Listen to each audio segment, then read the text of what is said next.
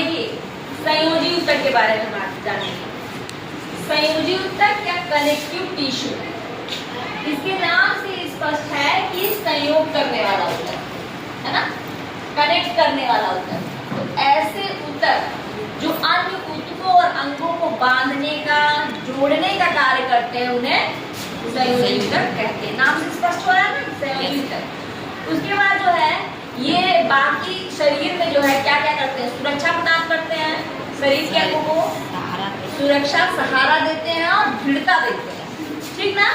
इनके कार्यों और प्रकारों को जान के हम ये समझे कि किस प्रकार सुरक्षा देते हैं, किस प्रकार दृढ़ता देते हैं और किस प्रकार सहारा देते हैं। तो देखिए इनकी क्या क्या विशेषताएं हैं। तो हमने पहले क्या पढ़ा है कि जोड़ने का कार्य करते हैं और बांधने का काम करते हैं। काम क्या है इनका, जोड़ना या बांधना। क्या क्या और प्रदान करते हैं, सहारा और दृढ़ता, सुरक्षा और दृढ़ता। अब इसकी विशेषता क्या है, तो इनके कार्य हैं, विशेषताएं इनकी देखो।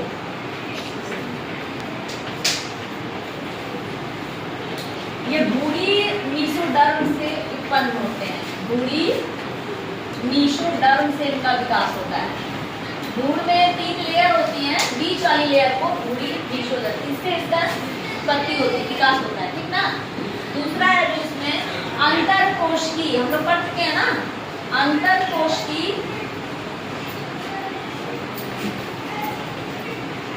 आधात्री जो है इसमें अधिक होता है। क्या होता है, अधिक होता है। यानी देखिए कैसे ये हमें सहारा देते हैं, हड्डियां भी होती है ना, हड्डियां जो है किसी से हमारा ढांचा बना है, तो किस तरह वो सहारा देते हैं, सुरक्षा कैसे देते हैं और दृढ़ता कैसे प्रदान करते हैं। जब हम लोग इपिथेलियम ऊतक पढ़े थे तो उसमें हमने क्या देखा था, सबसे नीचे संयोजी ऊतक था। क्या था, संयोजी ऊतक। उसके बाद थी बेस लाइन और उसके बाद था इपिथेलियम। तो इसको सहारा दिया, नीचे से क्या किया, सहारा दिया। अब नेक्स्ट देखिए इनके प्रकार क्या क्या है, इनके टाइप देखिए। पहला है रक्त या ब्लड, दूसरा क्या हो जाएगा, हड्डी या अस्थि, तीसरा हो जाएगा उपास्थि, चौथा हो जाएगा स्नायु और पांचवा हो जाएगा कंडरा और छठा हो जाएगा वसी ऊतक, ठीक, और सातवां हो जाएगा अंतराली ऊतक। ये इनके टाइप है। इंग्लिश में हम बता दे रहे हैं, ब्लड कहेंगे रक्त को, अस्थि कहेंगे बोन को, कार्टिलेज, लिगामेंट, टेंडर और फैटी टिश्यू, और ये हो जाएगा इंटरसेलुलर टिश्यू। अब ध्यान दीजिए, रक्त को आप लोग जानते हैं ना, ब्लड को, रक्त के बारे में सब लोग सुनते हैं, ब्लड। Yes ma'am. इसके 2 घटक होते हैं, कौन कौन से, प्लाज्मा और रक्त कणिकाएं। 2 घटक होते हैं ना, भूल गया और साथ का पढ़िए, रक्त कणिकाएं। तो प्लाज्मा के बारे में जानते हैं, कितने % होता है, 55%, और रक्त कणिकाएं कितनी होती हैं, 45%। 3 प्रकार की रक्त कणिकाएं होती हैं, आरबीसी, डब्ल्यूबीसी और प्लेटलेट्स। ये 3 प्रकार की हो गई, आरबीसी रेड ब्लड कार्पल्स और डब्ल्यूबीसी व्हाइट ब्लड कार्पल्स और प्लेटलेट्स। समझना है ना। ये 2 घटक हैं इसके। अस्थि है, ये तरल संयोजी ऊतक है। रक्त कैसा है, तरल संयोजी ऊतक। अब देखो ये क्या करता है, परिवहन का काम करता है। और क्या करता है, शरीर का टेम्परेचर बनाए रखता है, परिवहन करता है, जितना भी पोषक तत्व है सब शरीर के अंग में पहुंचाता है, सारे चारों ऑक्सीजन का परिवहन करता है ना। अलावा क्या करता है, शरीर का टेम्परेचर बनाता है। और क्या बता सकते हो, खून का थक्का जमाता है। Yes ma'am. 3 काम हो गया ना, तीनों काम लिखने की आवश्यकता नहीं है, याद रहेगा ना। कौन कौन से काम कर रहा है, ऑक्सीजन का परिवहन का कार्य कर रहा है, रक्त का थक्का जमा रहा है, पोषक तत्वों को आदान प्रदान करना। हाँ।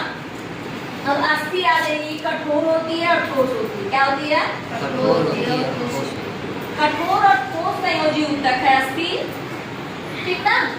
अस्थियों के बारे में तो आप लोग सब लोग जानते हैं, कितनी हड्डियां होती है मेरे शरीर में, 206 206 बेस्ट, उसके में जो होती है 206 हड्डियां होती है, ठीक ना। उसके बाद जो है उपास्थि लीजिए। उपास्थि क्या है, ये लचीली लेकिन मजबूत और लचीली छोटी हड्डियां मान सकते हैं। ऐसी हड्डी जैसे नाक पे हमारी उपास्थि है, ये नाक है, ये मुड़ जा रही है ना। अब यहाँ से हम इसको मोड़ेंगे तो मुड़ेगा नहीं, जहाँ जोड़ा वहीं से मुड़ेगा। यहाँ से हम चाहे मोड़े तो नहीं मुड़ेगा, लेकिन नाक को आप मोड़ सकते हैं। तो छोटी और लचीली हड्डियों को क्या बोलते हैं, उपास्थि या कार्टिलेज, ठीक ना, है ना। तो छोटी और लचीली हड्डी क्या है, उपास्थि हो गया। इससे परिचय करा दे, लिगामेंट। लिगामेंट कैसे, तंतुमय अस्थियां, तंतुमय अस्थियां। तंतु मतलब क्या होता है, रेशा। ये क्या है, तंतुमय अस्थियां। इनका क्या नाम है, ये हड्डियों को हड्डी से जोड़ती है ना, हड्डी अस्थि को अस्थि से जोड़ती। समझ में आएगा। अब अगला देखिए, कंडरा है, टेंडर कहते हैं इंग्लिश में।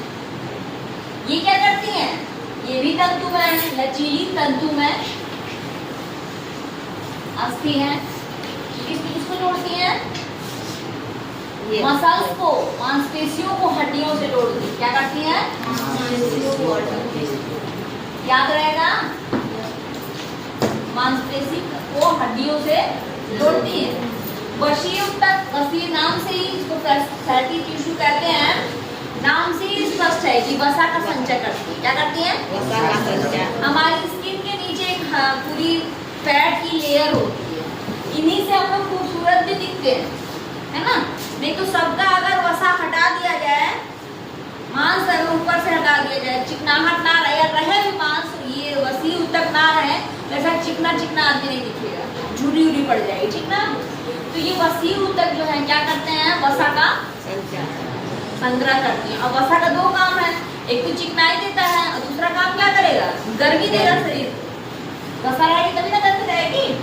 उसके बाद अंतराली ऊतक है, ये अंगों के बीच में रहते हैं, जो कमजोर होते हैं, नाजुक अंग होते हैं, उनको सुरक्षा प्रदान करते हैं, जैसे हार्ट है ना, इन सबों को सुरक्षा प्रदान करते हैं। और जहाँ जहाँ खाली स्थान होता है, यहाँ पे अंतराली ऊतक होते हैं। आई बात समझ में कि देखिए, कनेक्टिव टिश्यू क्या है, जो अंगों को या ऊतकों को जोड़ने या बांधने का काम करता है। ये सहारा, सुरक्षा और दृढ़ता प्रदान करता है। और इसकी विशेषता है कि भ्रूणी मेसोडर्म से ये उत्पत्ति होती है। ये भ्रूण बनता है ना, उसमें जो बीच वाली लेयर होती है मध्य स्तर, उससे इसकी उत्पत्ति होती है। अंतरकोशिकीय आधात्री यानी इंटरसेलुलर जो मैट्रिक्स होता है वो उसमें अधिक होती है, मतलब कोशिकाएं क्या रहेंगी, दूर दूर, बहुत दूर, बीच में जो है लिक्विड भरा रहेगा।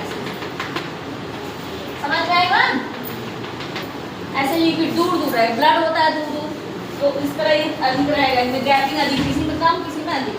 अब देखिए ये कितने प्रकार के हैं, 7 प्रकार के बता रहे हैं। रक्त यानी ब्लड, अस्थि मतलब बोन, उपास्थि मतलब कार्टिलेज, स्नायु मतलब लिगामेंट। ऐसे हिंदी में भी लिख के आ सकता है लिगामेंट, इसलिए इंग्लिश के वर्ड को याद रखना है कि स्नायु को क्या कहते हैं, लिगामेंट। पूछ देगा कि हड्डियों को हड्डी से कौन सा वो जोड़ता है, कौन सा ऊतक जोड़ता है, तो बताओगे लिगामेंट। तो दोनों शब्द जानो, इसको लिगामेंट कहते हैं, इसको टेंडर कहते हैं। और फैटी टिश्यू या वसीय ऊतक, अंतराली ऊतक है। अब देखिए रक्त में हमने क्या बताया था, ये तरल संयोजी ऊतक है, लिक्विड होता है ना, तरल संयोजी ऊतक है।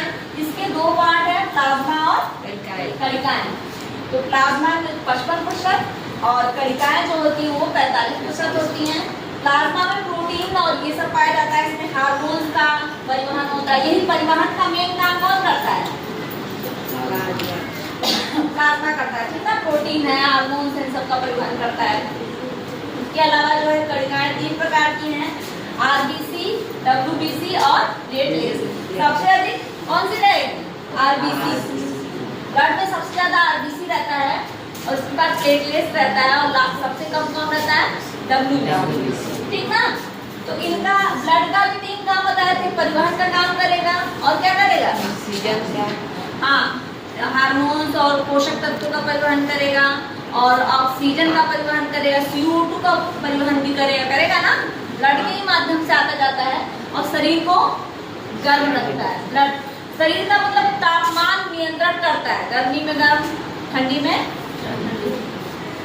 गर्म की ठंडा। अब उसके बाद दूसरा अस्थि का संयोजी ऊतक है, कठोर और ठोस है। अस्थि हमारे में 206 होती है, ये शरीर को ढांचा देती है। क्या देती है? शरीर की बनावट बनाती है, सपोर्ट देती है। शरीर का एक आकृति कौन देता है? हड्डियां ही देती हैं। उसके बाद उपास्थि है, उपास्थि बताया ना, हाँ, छोटी लचीली हड्डी बोल सकते हैं। अभी कान हमारा खड़ा है, अगर इसमें उपास्थि नहीं होती, खड़ा दिख रहा है, बनावट दिख रही है, आकार दिख रहा है, तो इसमें उपास्थि, लेकिन मुड़ भी जा रहा है आराम से, ये उपास्थि है। कार्टिलेज जो है, इसके अलावा कहाँ रहे? इनके बीच में भी होती, चिकनाहट प्रदान करती है ना। चिकनाई, 2 हड्डी आपस में घिसे ना, लिगामेंट और कार्टिलेज मिलके हड्डियां आपस में क्या ना हो, घिसे ना, नहीं तो दर्द होगा और घिसेंगे तो छोटी भी हो जाएगी। तो ये उपास्थि हो गई। उपास्थि के बाद ये क्या है? लिगामेंट। क्या है? लिगामेंट। लिगामेंट का क्या काम होता है? अस्थि से अस्थि को जोड़ता है। तंतु में अस्थि है, मतलब तंतु में अस्थि का मतलब रेशेदार। तंतु में संयोजी ऊतक है। क्या है? संयोजी ऊतक है, ठीक ना। तो हड्डियों को हड्डियों से जोड़ने का काम करता है। कंडरा क्या है? मांसपेशियों को अस्थि से जोड़ने का काम करता है। ये भी तंतु में संयोजी ऊतक है, याद रहेगा ना। और ये फैट का संग्रह करता है, फैटी टिश्यू, फैट का संग्रह। और ये अंगों के बीच में होता है, अंगों के बीच में जो खाली स्थान होता है वहाँ होता है, ठीक है। हाँ।